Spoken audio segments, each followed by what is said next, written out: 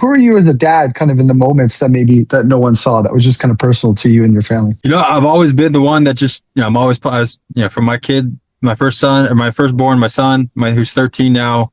I was always in the yard, in the front yard, playing ball, playing baseball, playing basketball, all those things. That's just something that I just naturally did. I've always played. I always enjoyed having, being that leader for children, right? Even when I didn't have kids, I was always the older one that was playing with the younger kids and trying to show them new things or do things with them and include them, because sometimes when you're at like family gatherings or kids in general, like, the adults do their own thing and the kids do their own thing. But I've always felt like the kids feel excluded. You know what I mean?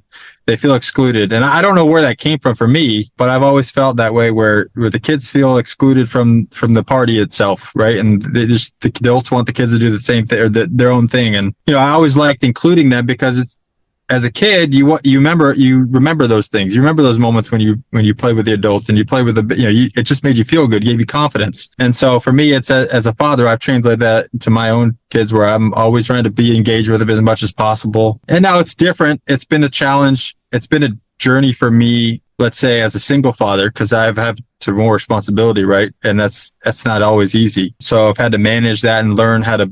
So, and I'm still learning every day, but I've had to learn a little things to kind of still stay engaged. I go on walks with my kids. I go to the park. I go to the gym with them. I try to do all these things, go hiking. I still fit those things in, but, it's not always easy to be as present with them sometimes. And I think a lot of things where I think a lot of divorce rates are high right now, right? The divorce rates are pretty high. So I think a lot of parents can relate to that. It's not always easy being a single parent. And, I think beforehand, I've always just been somebody that loves just spending time with kids, man. That's kind of where I was in the beginning, before this page too, before I created this brand.